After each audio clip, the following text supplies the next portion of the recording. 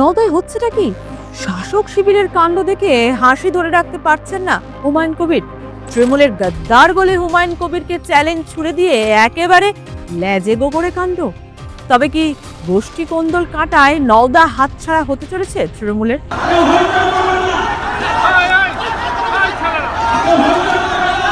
নওদায় কি এবার শেষ হাসি হাসবেন হুমায়ুন কবির? ভোটের আগে যেন এক গোল খেয়ে বসলো শাসক শিবির। তা না হলে প্রার্থী পছন্দ নয় বলে অভিষেক বন্দ্যোপাধ্যায়ের সভাতে প্রকাশ্যে চেয়ার ছোড়াছুড়ি। দলের কর্মীদের জানিয়ে অস্বস্তিতে শাসক শিবির। নওদা বিধানসভা কেন্দ্র রবিবার জমজমাট প্রচারে সেজে উঠেছিল, কিন্তু তাল কাটল গোষ্ঠী কোন্দলে। স্থানীয় সূত্রের দাবি, নওদায় তৃণমূলের সংগঠন মূলত নিয়ন্ত্রিত হয় দুই গোষ্ঠীকে কেন্দ্র করে। একটি বিদায়ী বিধায়ক তথা এবারের প্রার্থী সাহিনা মমতাজের গোষ্ঠী, অপরটি স্থানীয় সাংসদ আবু তায়ের খান ও তার ভাগ্নে সাফিউজ্জামান হাবিরের।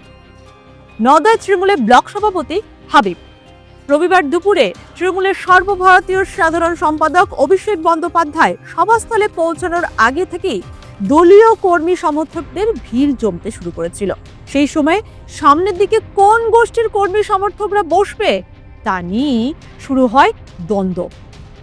এই বিশৃঙ্খল পরিস্থিতির সময়ে সভাস্থলের সামনে চেয়ার ছোড়াছুড়ি হয়। দলীয় কর্মীদের উদ্দেশ্যে মঞ্চ থেকে কড়া বার্তা দিয়েছেন অভিষেক বন্দ্যোপাধ্যায়। তিনি যখন মঞ্চে ওঠেন তখন ওই বিশৃঙ্খলা মিটেই গিয়েছিল। তবে মঞ্চ থেকে তিনি বলেন, যারা জার্সি পরে আছেন, যে জার্সি পরে আছেন সেই জার্সি পরে থাকুন, সেই দলের হয়ে খেলুন। অন্য দলের হয়ে খেলতে গেলে 1 মাস পরে লাল কার্ড দেখিয়ে মাঠের বাইরে করে দেবে, বাকি জীবনটা আর মাঠে ঢুকতে পারবেন না। যদি কোনোভাবে কেউ সমর্থন করেন, আমি আপনাদের কথা দিয়ে যাচ্ছি, যারা জার্সি পরে আছেন, যে জার্সি পরে আছেন সে জার্সি পরে সে দলের হয়ে খেলুন। অন্য দলের হয়ে খেলতে গেলে 1 মাস পর লাল কার্ড দেখিয়ে মাঠের বাইরে করে দেবে, কিন্তু বাকি জামার জীবনটা আর মাঠে ঢুকতে পারবেন না। মুর্শিদাবাদের নওদা ও রেজিনগর, এই দুইটি আসন শাসক ও তৃণমূল ছেড়ে আসা হুমায়ুন কবিরের কাছে প্রেস্টিজ ফাইট। তৃণমূল থেকে সাসপেন্ড হওয়ার পর নতুন দল খুলে পুরনো দলের বিরুদ্ধে লড়াইয়ের মঞ্চ প্রস্তুত করতে ব্যস্ত হুমায়ুন কবির। অন্যদিকে হুমায়ুন কবিরকে গদ্দার বলে কটাক্ষ করতে ছাড়েননি অভিষেক বন্দ্যোপাধ্যায়। এর আগেও মুর্শিদাবাদ জেলায় এসে জনসভা করে হুমায়ুন কবিরকে হারানোর বার্তা দিয়েছিলেন তৃণমূলের সর্বভারতীয় সাধারণ সম্পাদক অভিষেক বন্দ্যোপাধ্যায়। আর ভোট ঘোষণার পর যখন প্রচারের হাওয়া তুঙ্গে, তখন কিনা এভাবে প্রকাশ্যে শাসকের গোষ্ঠী কোন্দল। এই নওদা কেন্দ্র বহরমপুর লোকসভা কেন্দ্রের অন্তর্গত। এখনো পর্যন্ত 18টি বিধানসভা নির্বাচন হয়েছে এই কেন্দ্রে, যার প্রত্যেকটিতে কংগ্রেস ও আরএসপির দখলে ছিল। ফের গড় রক্ষার লড়াই কংগ্রেস। লোকসভা ভোটে পরাস্ত হলেও এবারের বিধানসভায় ফের তেড়েফুঁড়ে নেমেছেন অধীর চৌধুরী। মুর্শিদাবাদে অন্তত 6 থেকে 7টি আসনে তিনি সিরিয়াস লড়াই দেবেন বলে মনে করা হচ্ছে।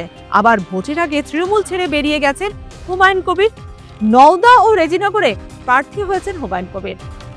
এই অবস্থায় তৃণমূল যে এই জেলায় কিছুটা চাপের মধ্যে রয়েছে তা বলাই বাহুল্য। তৃণমূলের চেষ্টা হলো অধীর ও হুমায়ুনের সঙ্গে বিজেপির সেটিং এর অভিযোগ তুলে জেলায় সংখ্যালঘু ও ধর্মনিরপেক্ষ ভোটের বিভাজন রুখে দেওয়া। নওদায় তৃণমূল প্রার্থী বাছাই নিয়ে দলের মধ্যে কোন্দল রয়েছে এদিনের সভার শুরুতেই, তাই সেই প্রসঙ্গ তোলেন অভিষেক।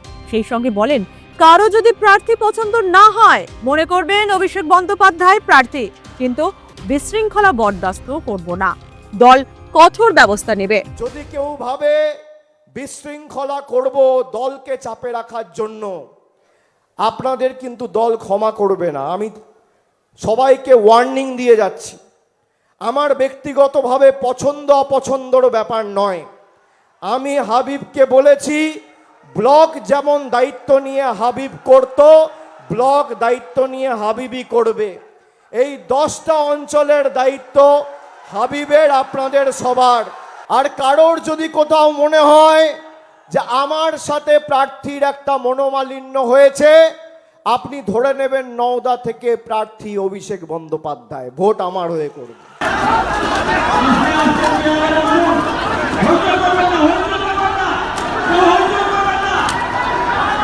তৃণমূল আনুষ্ঠানিকভাবে প্রার্থী তালিকা ঘোষণার আগেই নওদায় সাফিউজ্জামানের নামে দেওয়াল লেখন শুরু হয়ে গিয়েছিল কিছু কিছু জায়গায়। তবে শেষ পর্যন্ত দেখা যায় শাহিনাকেই প্রার্থী করেছে তৃণমূল। তা নিয়ে বিধানসভা কেন্দ্রের বেশ কিছু জায়গায় বিক্ষোভ দেখায় তৃণমূলের দলীয় কর্মীরা। পরবর্তী সময়ে অবশ্য সাফিউজ্জামান গোষ্ঠীর দলীয় প্রার্থীর হয়ে প্রচারে নামে। তবে রবিবার অভিষেকের সভাস্থলে ফের দুপক্ষের দ্বন্দ্ব প্রকাশ্যে এলো। পরে পুলিশ পরিস্থিতি সামাল দেয়। মঞ্চ থেকে নেমে আসেন সাফিউজ্জামানও। তার বক্তব্য, দল যাকে প্রার্থী করেছে আমরা সকলেই তাকে সমর্থন করব। কিছু মানুষ হয়তো আবেগে এইসব করছেন, তাদের বোঝাতে হবে। অন্যদিকে সাইনার বক্তব্য, পরিকল্পিতভাবে দলের বিরুদ্ধে যারা অবস্থান করছেন দল তাদের বিচার করবে। গতবার এই কেন্দ্র থেকে শাহিনা মমতাজ খান পান 1,17,684টি ভোট। দ্বিতীয় স্থানে উঠে এসেছিল বিজেপি প্রার্থী ভোট পায় 43,531 ও কংগ্রেস পায় 31,588।